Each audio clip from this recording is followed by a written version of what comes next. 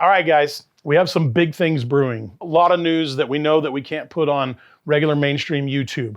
It is on our Patreon. Patreon's $5 a month. It's a Starbucks coffee. You drink one every single day. Instead of drinking 30 this month, drink 29. Check us out on Patreon. We're working with Jaeger. We're working with several people to try to bring you current up-to-date events that we have on Patreon that's only going to be on Patreon. So we need you there. We need your support there. So go sign up down here. It's at the bottom to Patreon and help us out.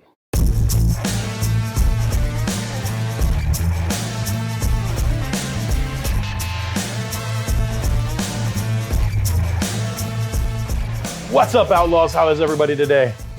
So we have some people that asked me from the EU, hey, what kind of urban survival kit should we have? Maybe you're in Ukraine and you're watching this, and maybe you're in any of the areas where you feel that you may be aggressed upon soon. And what is our urban survival kit? Like, what do we need? What's going on? Okay, this is a big question because it depends. I don't know what you're faced with right now. So I'm just gonna throw you some suggestions of what I would do, okay? This is suggestions of a kit, and I don't know what all you can get, but use your brain here and augmentate as you go. This is all hypothetical. We have no idea what's gonna happen. In all likelihood, this probably isn't gonna happen. But I did have the question, and I wanna lay it out for you in the unlikely event it may happen so that you're prepared. The first thing that I would do is I would blend in like the locals. When I start looking, I start seeing the different kinds of jackets they wear. It reminded me in all the photos that I saw was like a big puffy, like neutral color, dark color, like soccer jacket, like a soccer sports team jacket is kind of how I saw it. So for now, I have this green, very warm jacket. This jacket blends into almost every environment unless you get kicked out in the desert. And even in the desert, it's not that bad. So get you a set of clothing that works really well. Gray works really well. It works with everything. It's better than black. It works at night, works in the day, works in the shadows, works in the buildings.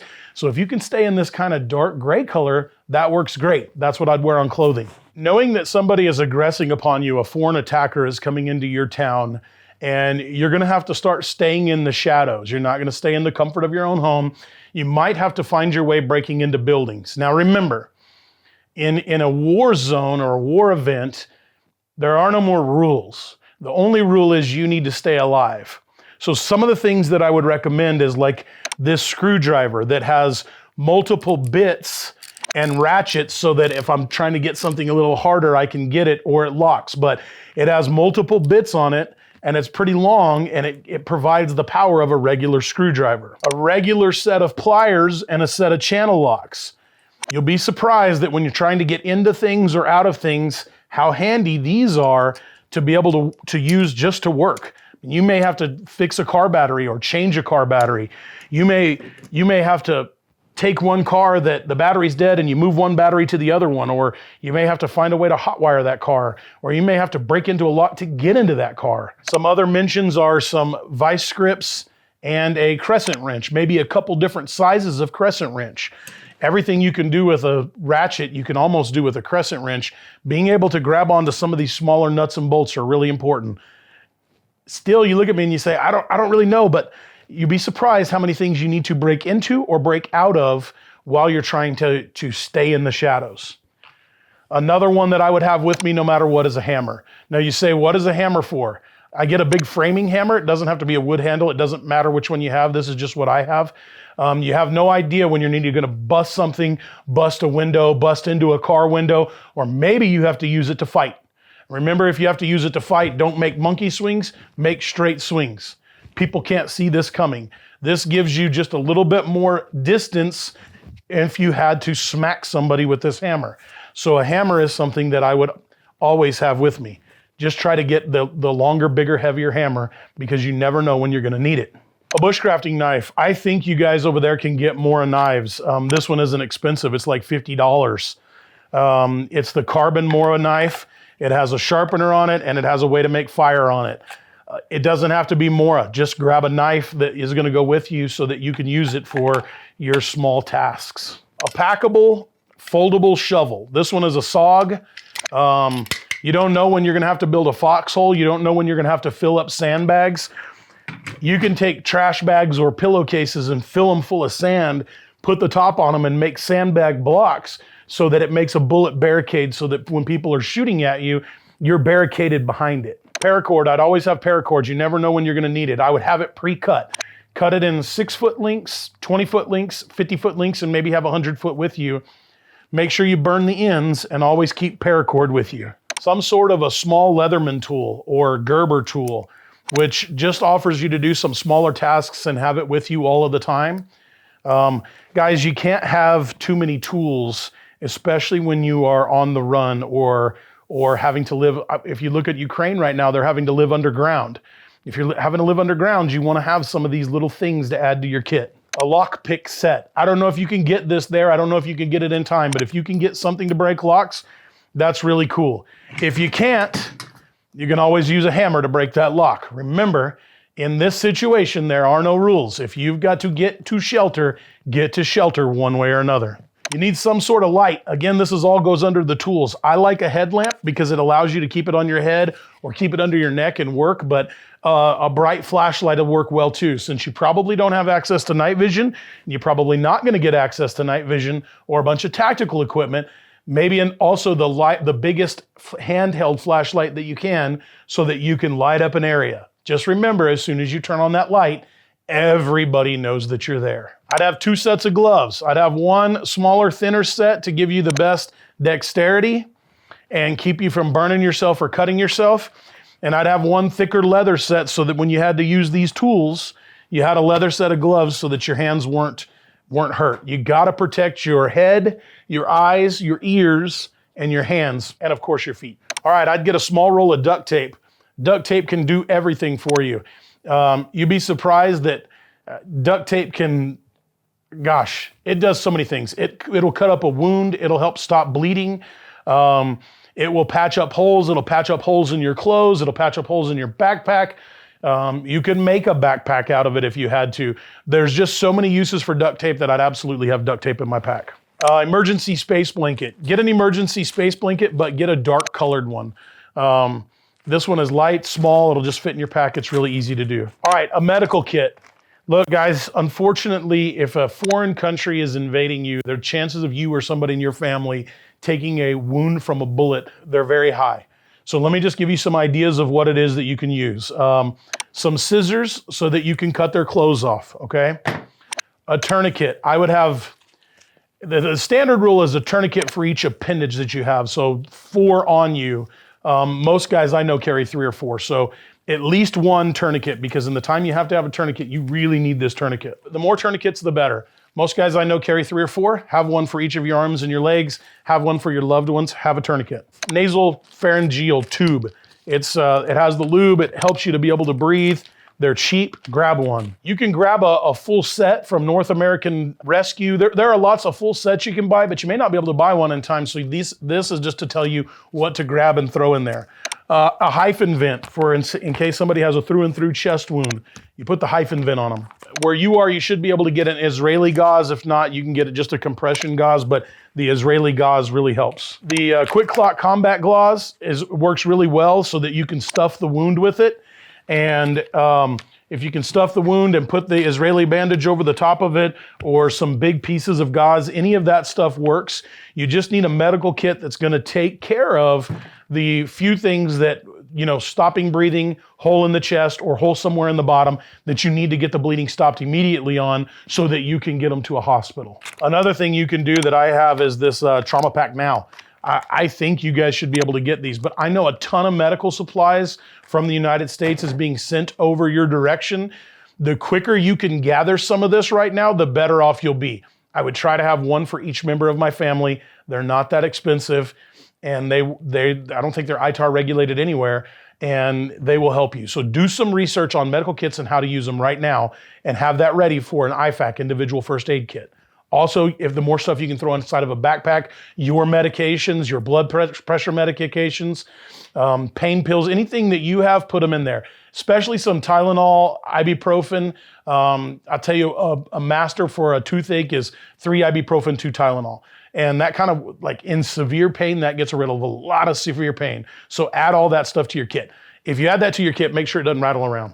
All right, guys, you're gonna wanna stay to the end of this video because at the last portion of this is gonna be very specific to you that you're gonna wanna see. So stick around to the end of this video. All right, a backpack.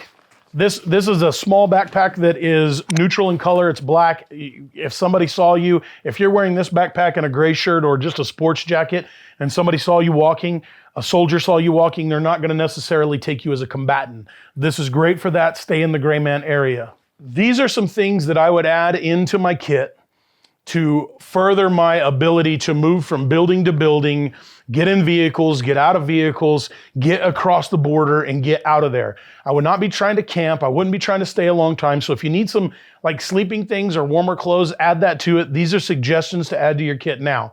Now here's the thing. I'm assuming at some point in time, and this may get me in trouble for this video inside your country, but I want to help you.